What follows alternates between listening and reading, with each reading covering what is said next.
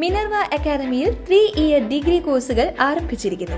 Medical lab technology, operation theatre technology, cardiac care technology, dialysis technology, hospital sterilisation (CSSD), radiology technology, optometry technology കൂടാതെ hospital management MBA കോഴ്സുകളും ആരംഭിക്കുന്നു.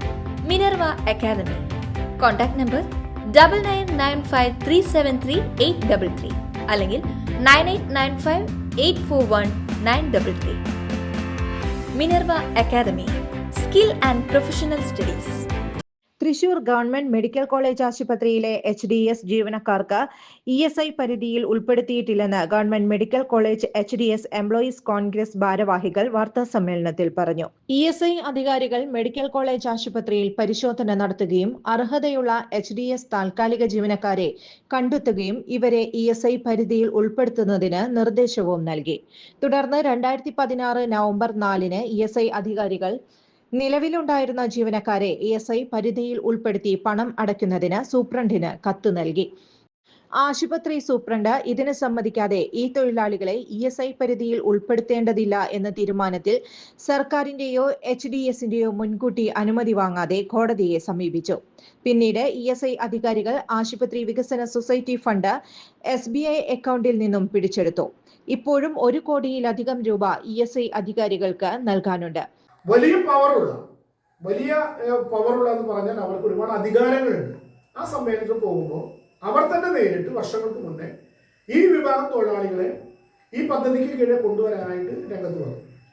അങ്ങനെ 2013 ഏകദേശം ഇവരെ കണ്ടെത്തി സ്വമേധയാ നമ്മൾ കോടതിയൊക്കെ കേസ് എടുക്കുന്നത് പോലെ ഇവരുടെ അധികാരം വെച്ചുകൊണ്ട് ഇവരെ ESI പദ്ധതിയിൽ ഉൾപ്പെടുത്താൻ നിർദ്ദേശം കൊടുക്കുകയുണ്ടായി. രേഖാപ്രകാരം അതിലെല്ലാ രേഖകളും ഉണ്ട്. പക്ഷേ തൊഴിലാളികളെ സഹായിക്കേണ്ട വിഭാഗം ആളുകൾ അത് മറച്ചു വെച്ച് മുന്നോട്ട് പോയി. പക്ഷെ അവരെ അധികാരം പ്രയോജനപ്പെടുത്തിക്കൊണ്ട് അവർ വീണ്ടും കത്തുകളും അതിന്റെ വിശദീകരണമൊക്കെ ധാരാളം സൂചിപ്പിക്കുന്നത് ഇവിടെ കിടക്കുന്നില്ല. നിങ്ങൾ വളരെ പ്രധാനപ്പെട്ട ഞെട്ടിക്കുന്ന ഒരു കാര്യം മാധ്യമങ്ങൾ പൊതുജനങ്ങളുടെ ഇടയിൽ കൊണ്ടുവരേണ്ടത്, ഇവർക്ക് കൊടുക്കേണ്ടുന്ന ഫണ്ട് ഗവൺമെന്റിൻ്റെതല്ല. ഏകദേശം ഈ 600ഓളം വരുന്നതിൽ 400-ലധികം വരുന്ന ആളുകൾക്ക് ഡയറക്റ്റ് ഇവിടെ വരുന്ന സാധാരണക്കാർ കൊടുക്കുന്ന തുച്ഛമായ സംഭാവന എന്ന് വേണമെങ്കിൽ പറയാം. ഈ HDSലേക്ക് കൊടുക്കുന്ന സംഭാവനയിൽ നിന്നാണ് ഈ വിഭാഗം ആളുകൾ ശമ്പളം കൊടുക്കുന്നത്. ആ ഫണ്ട് സമാഹരിച്ച് കിടക്കുകയാണ്. ESIക്ക് അധികാരമുള്ളതുകൊണ്ട് പല പ്രാവശ്യം ഇവർക്ക് കത്ത് കൊടുത്തിട്ട് ലഭ്യമല്ലാത്തത് കൊണ്ട് എനിക്ക് തോന്നുന്നു 2021 നിങ്ങൾ ഓർക്കണം 48 ലക്ഷത്തിൽ പരം രൂപ, ഇതാണ് ഇവിടുത്തെ പ്രധാന വിഷയമുള്ളതൊന്ന്, അവർ സ്വമതയെ ഏറ്റെടുത്തു ഈ ഫണ്ടിൽ നിന്ന്. ഇത് ആരാണെന്നിട്ടുള്ള ഇവിടെ മറച്ചു വയ്ക്കപ്പെട്ടു. അപ്പൊ ഈ തൊഴിലാളികൾ സ്നേഹിക്കുന്ന ആളുകൾ, പാവപ്പെട്ട രോഗികൾ ഇവിടെ വന്ന് ഇവർക്ക് സേവനമായി കൊടുക്കേണ്ടുന്ന സമാഹരിച്ച ഫണ്ടിൽ നിന്നും 48,44,733 കൃത്യമായ ഫണ്ട് തെളിവുകൾ തരാം. അതുകൊണ്ട് ഞാൻ വിശദീകരിക്കുന്നില്ല. ആ സംഖ്യ പൂർണ്ണമായ അധികാരം അവർ ഉൾപ്പെട്ടുകൊണ്ട് ഈ ESI ബോർഡ് സ്വമേധയെ.